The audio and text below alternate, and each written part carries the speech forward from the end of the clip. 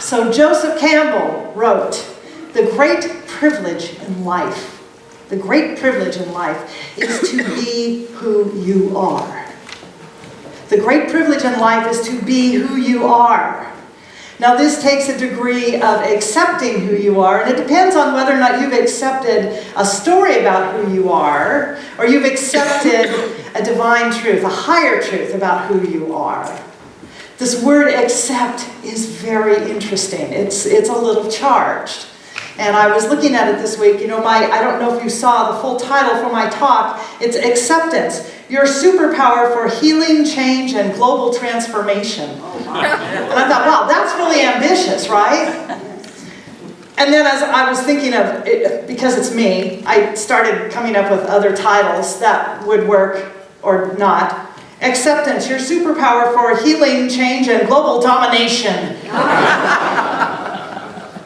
But the interesting thing is, whether it's global transformation or global domination, and I'm hoping it's not domination, let's just put that one aside.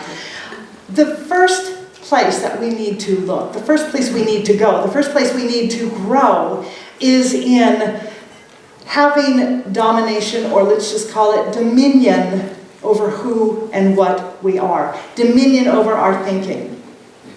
Dominion over our thinking. Michael Beckwith wrote, if you have dominion over your thinking, then you have dominion over your destiny. And that's a very powerful idea. And why is that? Because we know that as we are dwelling in this kingdom of thought, this kingdom of belief, this kingdom of attitude, this kingdom of knowing life is possible or life maybe isn't possible, depending on where we are on that spectrum of thinking things might be possible, that our life will always show up according to that. Our lives will always show up according to that. Now, there was an author that I used to read a lot of, and some of you might know his name, Dr. Robert Bitzer, who has since left the physical plane, but he was one of the early teachers of what is now Center for Spiritual Living, Religious Science, or Science of Mind. So he wrote a little book called Dominant Mind, and he wrote this: do not depend upon person, place, or thing. What you depend upon will dominate you because your belief gives it that power. Now, it might sound harsh, but our call is to not depend on this out here and to allow it to define us, or as I like to say, to divine us. It is so that we can wake up. Our call is to wake up and to take those steps to begin to accept a greater knowing of who and what we are. A greater knowing of our own spiritual connection, our oneness. We're in a world that wants to seduce us with the illusion of fear.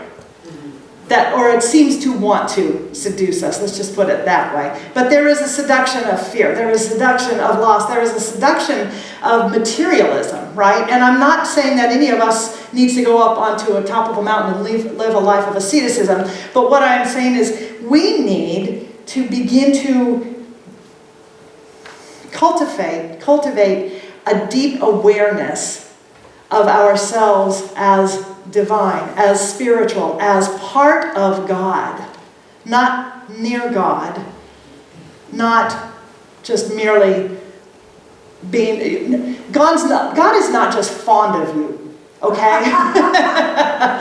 If we're going to anthropomorphize God for a minute, God has a picture of each and every one of you on its refrigerator. So just know that. Because that presence which is love, that presence which is divine order, that presence which is harmony, which has created and maintains the entire universe, by the way, in order, that's what created you. That's what created me. We are here for that. We are here to express that kind of power and presence, that kind of wisdom, that kind of joy and delight. And yet, it is very seductive to believe that it's different. It's very seductive to orient our lives around an idea of fear or not enough. It's very seductive. So I want to invite us to step away from that idea just for a moment. Because the illusion of fear, if we spend a lot of time there, it's going to take us out. And we talked about this a few weeks ago. It will take you out. And I don't want any of us to be taken out. I want us to wake up collectively, individually, globally, and to begin to live as the intentional, empowered, connected beings that we are. God doesn't create junk. You and I are here as part of the stellar, dazzling array of magnificence that is this universe. Now, I use a little bit of a disclaimer almost every time I talk, because I know that sometimes people get a little, as I like to say, squidgy around the word God. So if that is you, then feel free to substitute the word infinite presence. Feel free to substitute, as Reverend Lisa says, the quantum field. It's energy. It is that energy which collects, surrounds, and fills us with itself. Now, the great illusion, the great fear that we have is that somehow we're separate from God, or it's God and another power. That is the great illusion.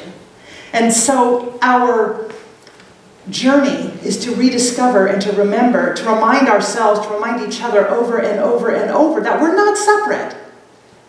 We are not separate. That we do not need to live a life of duality, or as Charles Fillmore called it, double-mindedness. We don't need to hold this idea that there's God and something else, that there's good and evil, that there's love and fear. The fear comes when we think we're going to lose something that we have or not get what we want. But guess what? We are sourced by infinite intelligence, which keeps the air conditioning going on, which keeps the planet spinning, and which keeps everything moving and going. Now, we've been working with a book for a few weeks called Intrinsic Hope, Living Courageously in Troubled Times. This idea of acceptance is really, really good. She talks about being able to boldly, courageously look at the stuff that we see around us, which we don't often do in New Thought, because we want to stay very positive, right? We want to make sure that we're not energetically getting wonky. We don't want to be negative. But this isn't about that. Acceptance is the only true path, the only true opening to knowing what needs to be healed, what is calling for wholeness, what is calling for a sacred expression, a sacred recognition, right? So her focus in the chapter I've been working with is about the environment, our beloved, blessed environment. There is a call from this planet that is saying, love me more, love me more. It is the same call that you and I have whenever we have a wound, whenever we have an injury, be it physical, be it emotional, spiritual, be it financial. It is about calling forth the intrinsic love, the innate truth about that. Or as many of my students who take my classes here will tell you, I often will talk about telling the big T truth to the little t truth. So that we can talk in terms of that big T truth, which is there is one power, one presence, one mind, one life, and it is God, infinite, omnipotent, good. And it surrounds and fills each of us. And there isn't anything contradicting that except our belief. Does that make sense? Everybody still with me? Yes. All right. So when we look out into the world and see stuff that is calling for more love, calling for more attention, be it the environment, be it the economy, be it the level of integrity or lack thereof of our leaders, be it anything that's going on, it's very, very crucial that at the very least you and I hear it as a call for prayer. And not the, oh my God, please save us prayer, but the, okay, I choose to go within and to remember that there is a greater presence, that there is a greater intention, that there is a greater love, that there is a greater idea that's calling to be expressed here. What is my part and my responsibility in bringing that forth? So we can use that as a call for prayer. And the next part of that is to listen to what it is that we can do to bless this world more, to bless this planet more, to acknowledge this, to accept, right? To accept. So, 2 levels of acceptance. The first one is accepting our own worthiness, our own divinity, our oneness. That's crucial. We start there. That's the first step. Everybody grew up knowing that they were divine and worthy and awesome, right? Yeah. Okay, well, if you didn't, that stops here. That stops now, because you are. And the reason I know that is because I am. And I don't believe in anything less than that about you. And it's not ego awesome, it's, oh my gosh, the magnificence of spirit coming through as each of us, because that's what we're here to be. As Joseph Campbell said, that the great privilege in life is to be who you are. To be who you are. And we have each said yes to being here on this planet at this time. There's a reason for that. It's not just so that we can stand in fear and think that we have no power. It's so that we can recognize collectively that it's time to rise. And that we would not be here if we weren't the ones who were going to be doing the rising and helping with the rising and providing vehicles and channels and opportunities to lift everything around us. That is the purpose. Emerson, about probably 150 years ago, wrote, let me see here. I love this quote. Let me see if I can find it. Okay, I highlighted it. It's here. Talk amongst yourselves. That's all right. God will not have his work made manifest by cowards. Wow. Oh, wow. I do not see any of us standing in cowardice. I don't see that. I see just the simple truth of each of us remembering that we are one with and one of, and by the way, one as. Infinite possibility. Infinite possibility. We are here to live as that infinite possibility. So there was a wonderful writer by the name of Ernest Holmes, and he said this: through spiritual discernment, we see that we have within us a power which is greater than anything we shall ever contact, a power that can overcome every obstacle in our experience and set us safe, satisfied, and at peace, healed and prosperous in a new light and a new life. If God be for us, who can be against us? One with God is that majority. Now, hear this, please, not as it's time to go to battle. We're going to arm ourselves and we're going to go fight for climate safety, for climate, to make sure that everybody knows climate change, or we're going to go fight for the economy, we're going to go fight for rights. No, it's not that at all. It's that we are one. We're one. We are one with love. We are one with all that God is. And yet, the seductive illusion of fear tends to get us very excited. It can make you feel like you're more alive. Spoiler alert, that's adrenaline. Yes. That's cortisol. And you've heard me talk about that before, some of you, that is not great divine inspiration. That is a product of tension, of fear, of stress.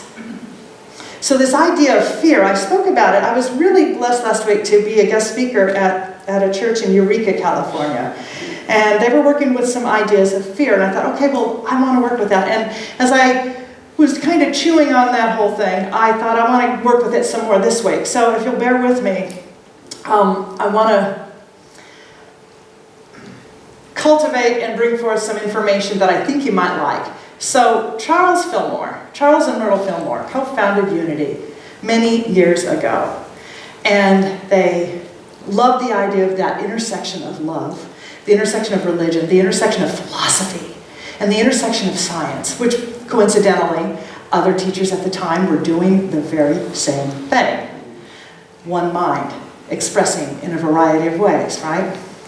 So this awesome thing that Charles Fillmore put together called the Metaphysical Bible Dictionary, which weighs many, many pounds, but is worth having on your shelf if you're a geek, a research geek like me.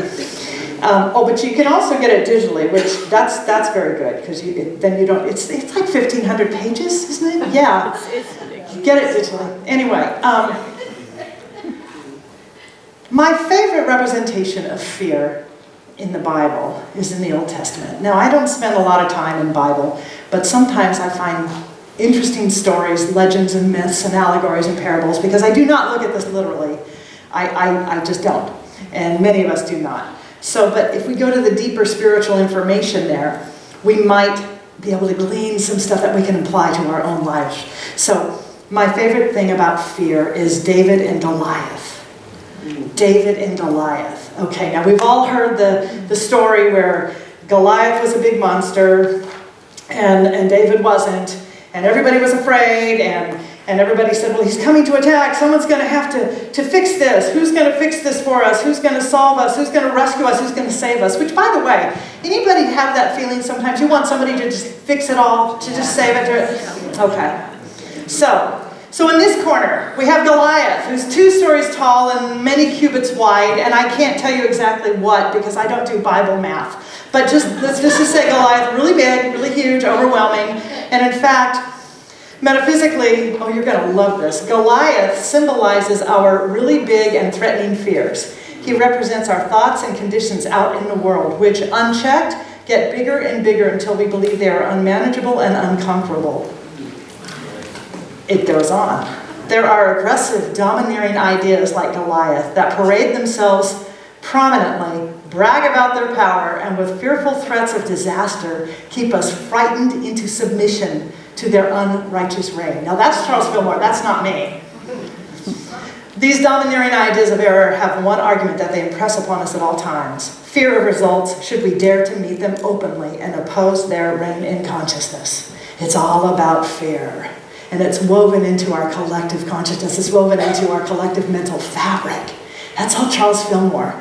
Now, as you hear that, think of what a Goliath you might have in your own life. Or think of a Goliath that has been created for you out in the world, whether you have been paying attention to the news or not. It's really easy to participate in that game, right? That energy of there's an enemy out there, and if we dare to cross it, him, her, it, whatever it is, then we will suffer the consequences. So, now in the other corner we have David.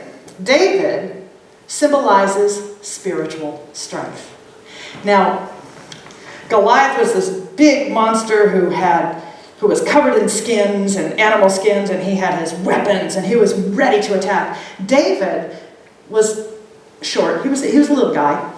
David means beloved, by the way. I'm just going to make it up. Okay, so it's out there. He means beloved. No, actually, metaphysically, David does mean the beloved. And so it is about approaching that big thing of fear, those ideas of fear, that energy, that monster that's going to attack us with the idea of love. And it was unadorned love, because David, they tried to dress him up in armor and said, well, you're going to get hurt, because you're short, he's tall, he's Bible math, you're not. You're going to need to have some protection. And so they put him in the armor, and he couldn't see. He couldn't move, he couldn't do this. And so he thought, well, okay, I need to do it my way. I will trust God. I will go to God first. I will go to that acceptance and that knowing of myself as spiritual strength.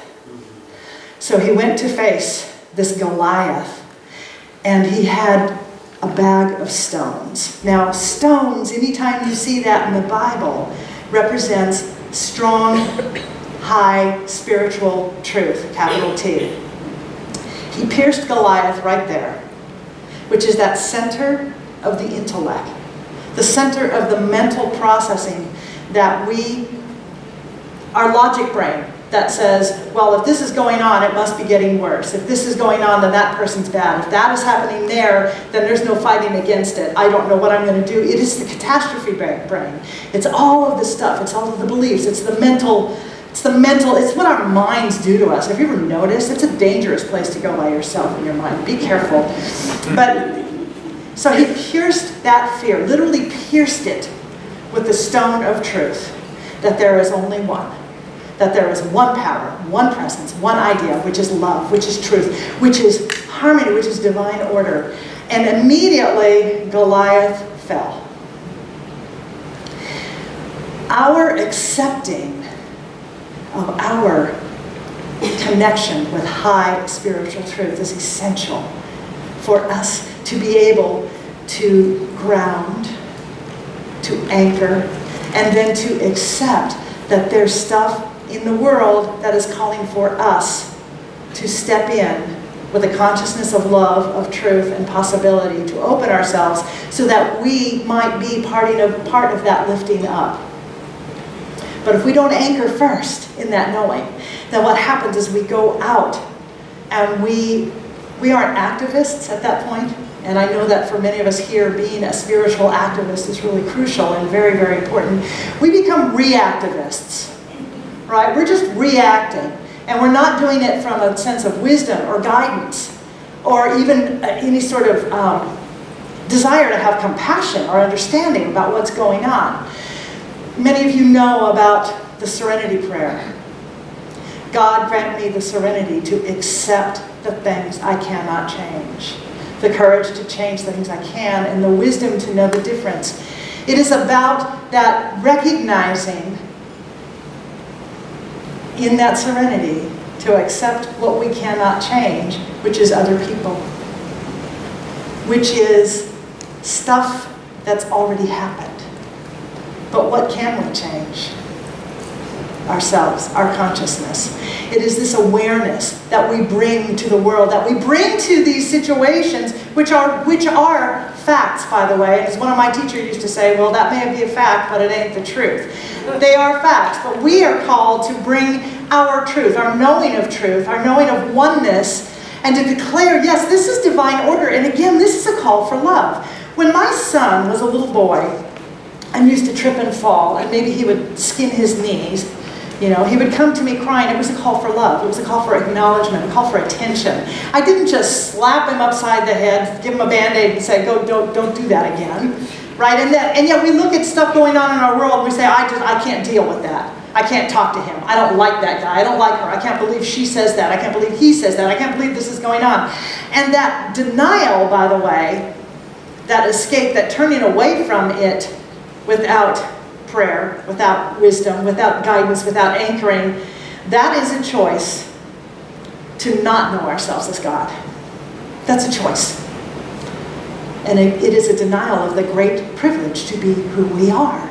Once again, Joseph Campbell. It is the denial of that great privilege. We must be willing to be who we are. James Baldwin wrote, "Not everything that is faced can be changed, but nothing can be changed until it is faced." So, acceptance, not resignation, acceptance that yes, we need to really, absolutely, in a dedicated, committed way, heal our planet. We have to lovingly go forth and heal each other by loving each other, recognizing each other, connecting with each other. All of that, that's acceptance. That is that superpower of acceptance. And I just want to offer one little thing here. Kryptonite to acceptance is attachment. Kryptonite to acceptance, whether it be acceptance of your own divinity or acceptance of a situation so that you can bring forth a greater level of healing and love and possibility. When we are attached to an idea about it can't be done, or this is the way it is, or my opinion, my judgment about me, about you, or attached to the way our families raised us, or attached to the way that society is telling us we have to be as women, as men, as black, as white, as brown, as yellow, as old, as young, as straight, as gay, wherever it is, if we are attached to any of that, then we have just absolutely dismantled and disarmed our superpower. And now we're mere mortals again who can't fly. We want to fly. We're here to fly. This Christ light within us, this Christ presence, did not come here to sit around and go, ish, meh. That is not the intention. And no good can come from that, by the way. No good will come from that. However, setting our intention to remember that we are one with and one of, one as, that infinite power and presence of God, of love. Not God as personality, but God as presence. That we remember that, and if so, then everything and everyone else in this world is also that. So when we hear that call, it's a call for love. It's a call to reveal wholeness within ourselves. It is a call to honor each other. It is a call to step forward in strength, in possibility, in divinity, and in the divine remembering that Goliath or not, you and I each have a little bag of stones. Spiritual truth, high spiritual truth. There is one power and one presence, one life, one mind. It is perfect, it is complete, it is my life, it is your life, and we declare and we accept that it is so now. And so it is.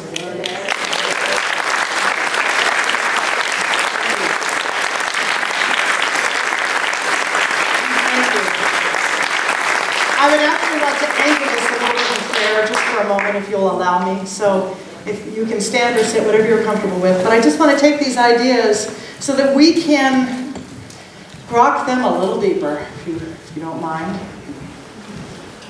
So we take this energy, we take this awareness, and we bring it to a divine, clear focus within ourselves as we recognize that there indeed is one power, one life, one mind. And it is God, and it is perfect, and it is my life right here and now, and it is the life of every being on this planet. It is the truth of this entire world. And I know that we are one with that and one of it, that we are connected.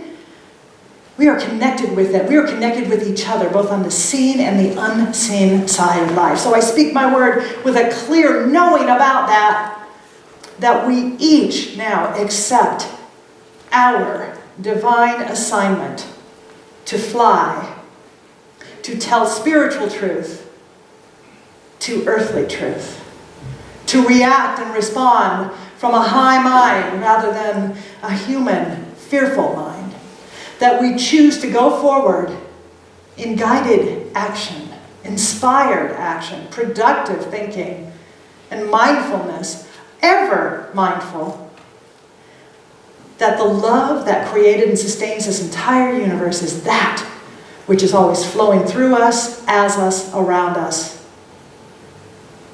We let it be that which lifts us up. And in the recognition of that love, of that order, of that pure life energy itself, we do indeed know that we are claiming now to be exactly who we are created to be. And we do so with empowerment, with confidence, with gratitude. We are here as God, and we say yes to that for ourselves and for each other and for this world. And in that yes, possibilities arise, the portal is open, and we move into joy. So with gratitude, I release this word into divine law, knowing it is so, and so it is. Together we say, amen. Thank you.